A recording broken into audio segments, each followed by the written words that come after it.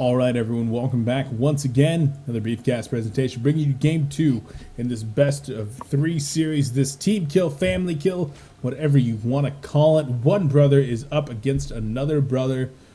Who's going to bring it home? Joining me once again is Brandon, a.k.a. Muatorn of Muatorn.TV. Dude, are you excited for this game? Of course! I'm excited for most games, except the ones that have bad players. I am also not excited for North American games. What? I mean, obviously all Europeans are like freaking amazing. Yeah, no, I'm just kidding. Every European. I actually do like a lot of North American players.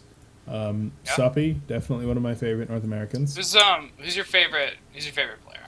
My favorite player overall? Okay, you're going to have to give me a minute to think about this. While I'm thinking about this, though, we're going to do the player introductions. In the top right-hand corner, the Blue Terran playing for Team Karont3 Esports Club, down 0-1 in this series. If he wants to go to the finals, he's got to bring it back. Right here, the older brother, the Warcraft 3 player, the Terran, he's LucifroN. And his opponent, like you said, his brother, also from the Spainland, he is the Red Zerg VortiX. VortiX. Okay, so I still don't know who my favorite hero is. Okay, don't worry about that. I'm thinking about it, though. You're thinking about it? Yeah. Let me know when you know. I'm kind of leaning... I'm a little bit leaning toward Violet. Really? Violet's one of my favorites. I'm a little leaning toward... Right? What? You mean like this is StarCraft 2 Violet, not KT Violet? Azubu Violet? Oh, KT Violet died. Yeah. Sad. Yeah. But I mean, he can still be your favorite He's still player. my favorite, yeah. Is he? He's an my awesome favorite deceased StarCraft player. There you go. He was like the only person who talked to us. Yeah, that's true. C did a little bit. Yeah, and now he's on Liquid, so he does a lot more now. So yeah, definitely. Definitely a fan. It's who else? You know what? Actually, I think I here it is right here. God, I'm dumb. It's Cats. Cats? Yeah. Yeah, I like Cats. I'm a huge fan. Yeah. I feel like dumb. Cats is really clever, but like something about him just doesn't let him be able to compete mechanically with a lot of the other players. So he has to be smarter than everyone else. He just doesn't invest enough time into playing anymore, and that's what I feel. He spends a lot of time running his team. He spends a lot of time doing stuff for the team, doing graphic design. He really enjoys playing Dota 2. So I mean, sometimes, yeah, I mean Dota 2 is awesome. I can't blame him. I love Dota 2 as well. It's a great game. But yeah, I think it would have to be Cats. If it wasn't Cats, it would probably either be DeMuslim. It would probably either be DeMuslim. It would either be Violet or...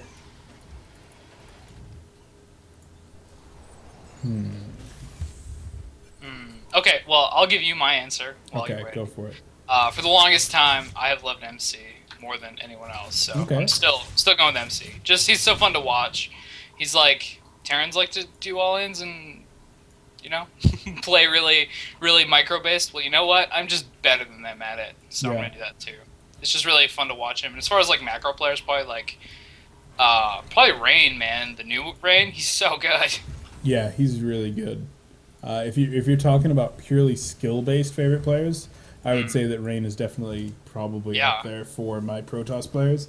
DRG as well, just in terms of overall. So he's got an awesome personality. Best Protoss ever. What? Just joking.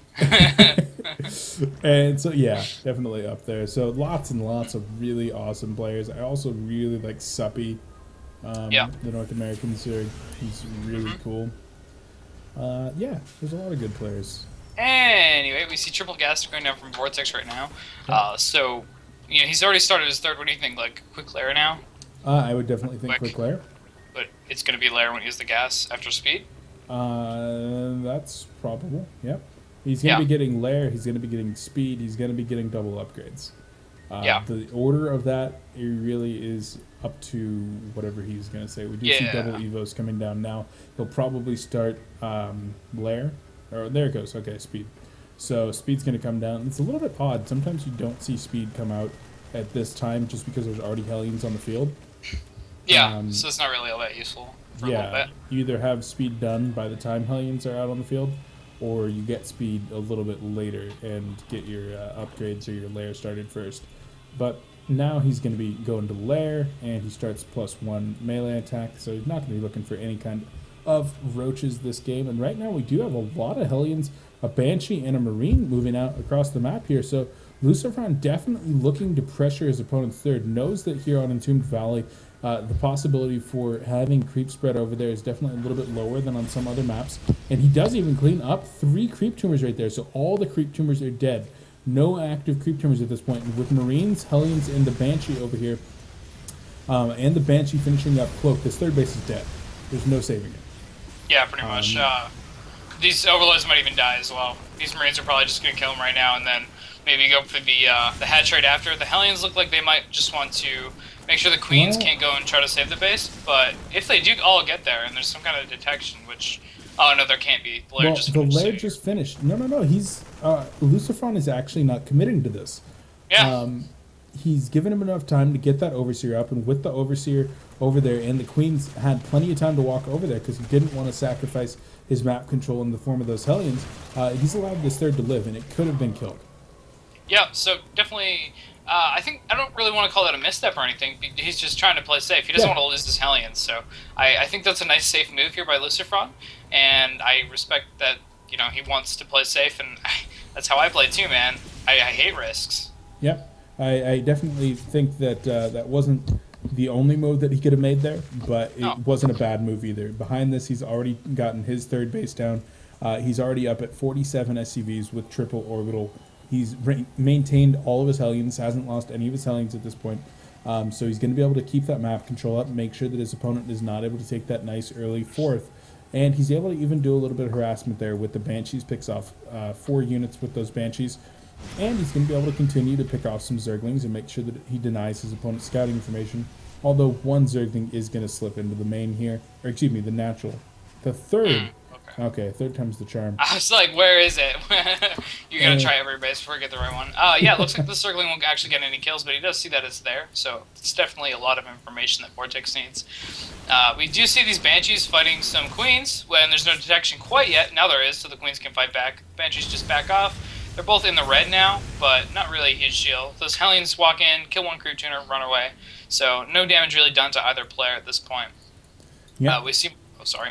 The Spire going to finish up here for our Zerg player, so we definitely could see some Mutalisks. Now, the difference between this and any other game where you might see Mutalisks is there's already Thors being produced.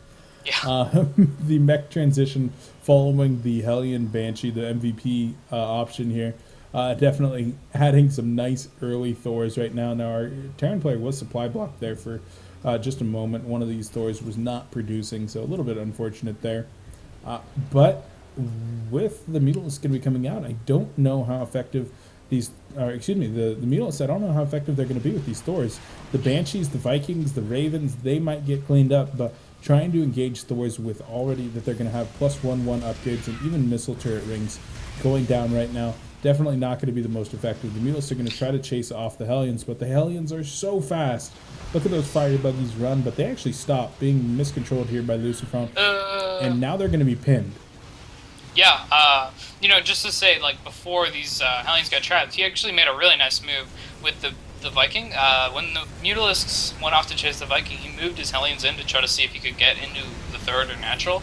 There was a bunch of Lings there, but he did try it, you know, somewhat effectively with them. And oh my god, he's losing SCVs in the third right now. The SCVs do surround a turret, so they'll be safe, but I am very sorry I missed that. Yeah, the Thors were trapped on the other side of these rocks over here. They've been trying desperately to kill that, but the SCVs are so busy trying to repair this missile turret that they're not repairing the orbital command, and the orbital command might indeed fall. I think it will. Yeah, it's... Oh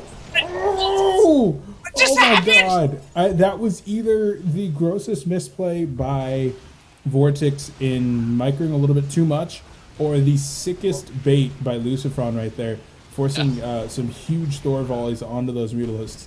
But now that there are, what, 4 Thors on the map here, the Mutalisks are being absolutely shredded by missile turrets and javelin missiles alike. Is that what the Thor is called? Yep. Javelin missiles. Man, I am so good at this. Dude, you're like a freaking memory guy. Yeah. No. From the Ring Man. Do not try to get me to know the difference between gravitic boosters and gravitic thrusters, though. Gravitic drive. Yeah, whatever. Boosters. And boosters is observers. I think the other one was the Void Ray upgrade. The obs get a boost. Whatever. The meching player now content to go ahead and macro up. If we take a look at workers killed, it has been 22 workers killed by those Mutalisk run-bys. So definitely set back here.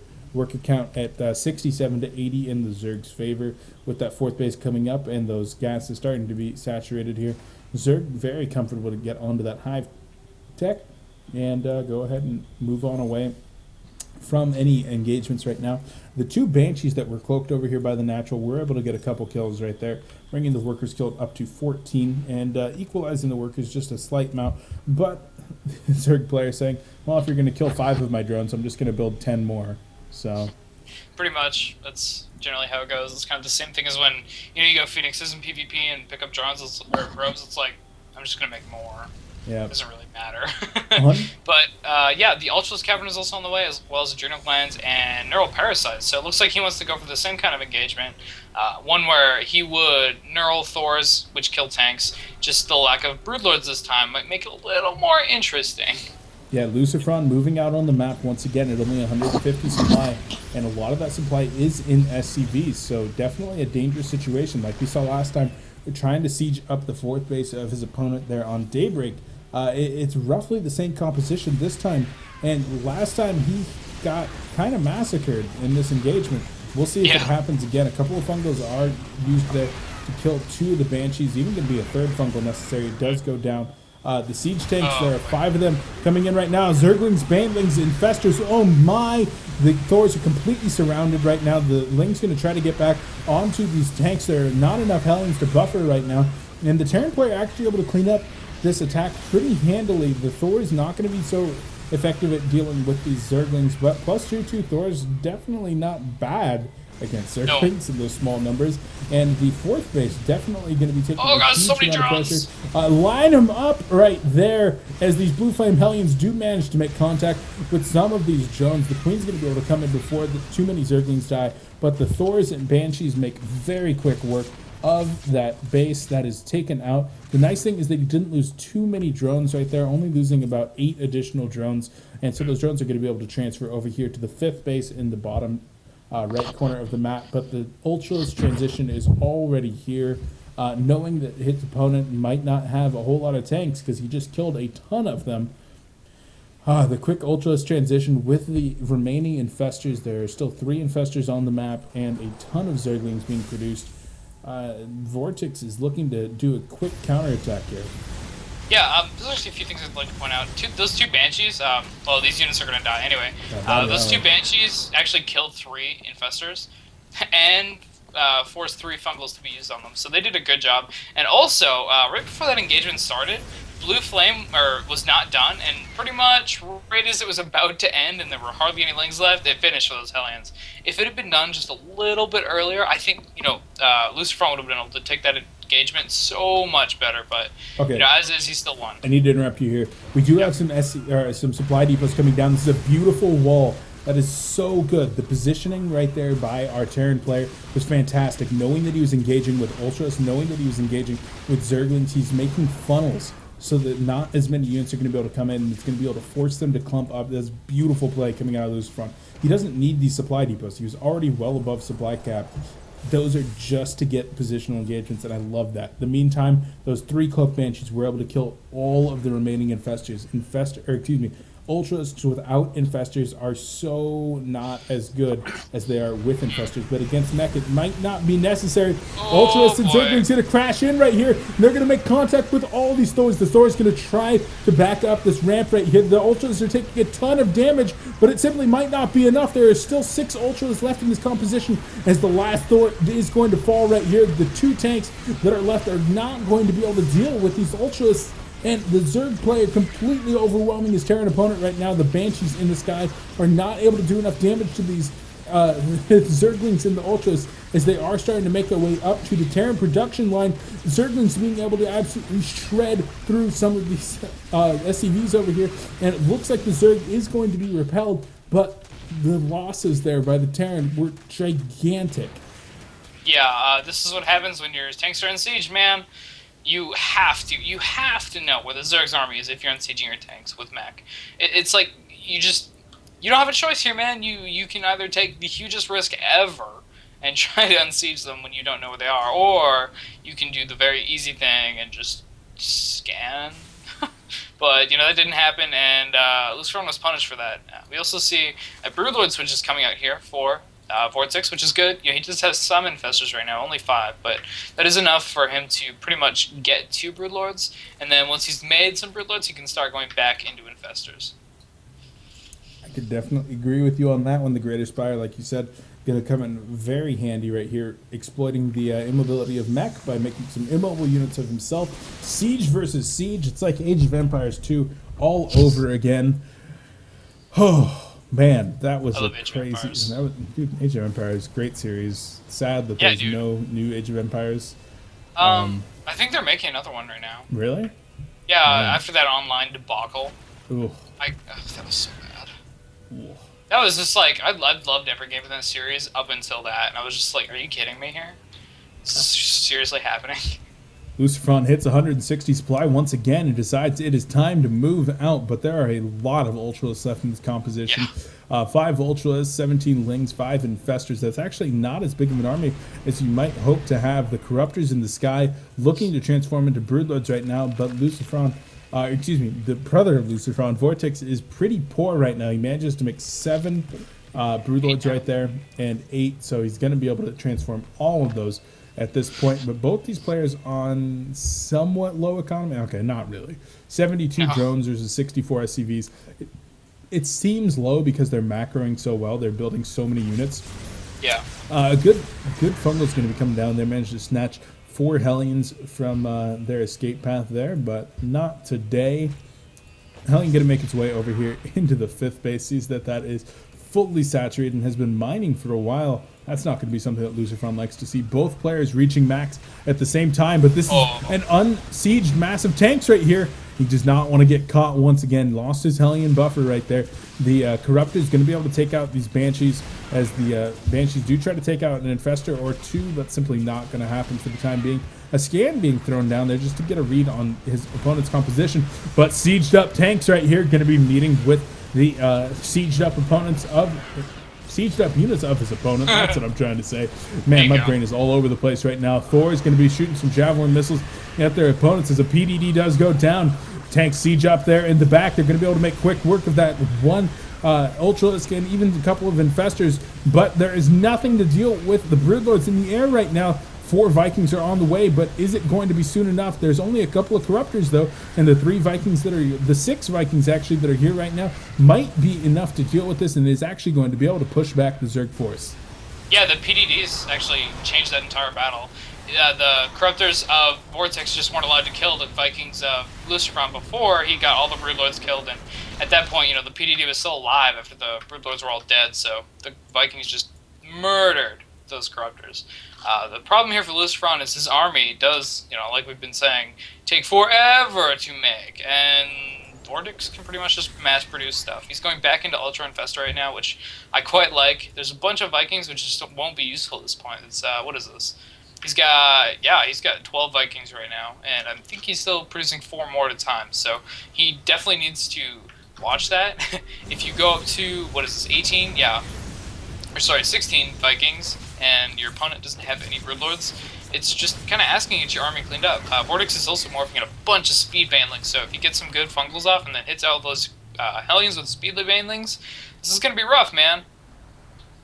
Definitely could be. We did see a Hellion run by going into the 5th base over there as it managed to clean up a few units, bringing the workers killed up to 41. It looked like he got about 10 drones or so there, using about 6 Hellions. A decent trade at this point. Right now, though, there are going to be Ultras.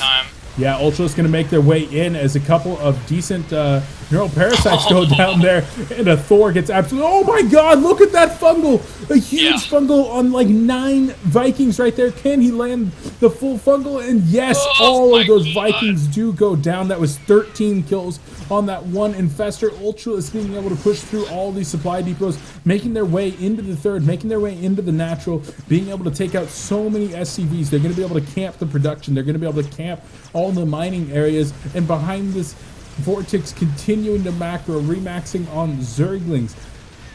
Oh my God. That fungal was absolutely I need a cigarette after that fungal, man. That was freaking amazing. Oh, and you know, with that, if this game goes on well, never mind, GG. I was gonna say, if this game goes on any longer, which it will not, Vortix could have just went into Broodlords and it would have been, you know, he can still produce Infestors and Broodlords faster than Vikings can get produced in a large enough number to deal with it. So that was just, fuck, that fungal is so good. That was an incredible fungal. That was an incredible game, an incredible series between Los Hermanos Duran Moreno. Oh, that was awesome. Vortix. Say that name again.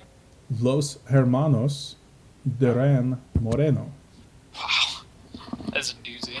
All Hermanos means brothers, so the last name is Duran Moreno. Yeah. Anyway, Vortix going on to the finals. He's going to meet his other Zerg opponent there, E.G. Stefano, for his EVZ finals. We'll be casting that another day. Oh, what a series! What a series! What a day of casting! 3 full series today. Yeah, that was a good day, man.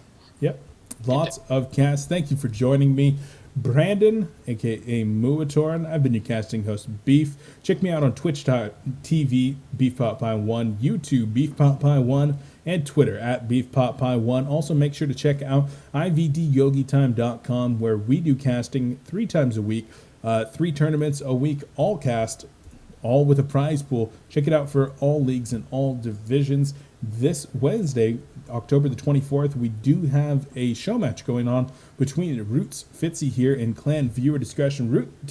Fitzy here takes on the entire clan. See how he can do in this 1v1 all-kill type format. Brandon, close it out. All right, man. Well, seeing as I haven't plugged myself yet, I might as well. You can find me on YouTube at youtube.com/MuatarnTV. It's MuaTarnTV. And then on Twitter, just @Muatarn. And you know what? I'm super excited to cast these finals. I heard they were really good, and you know, everyone loves Stefano. Well, most everyone loves Stefano, so yep, should be some good games, man. Even though there's a Zerg. It's definitely gonna be fun. We're out of here. Thanks for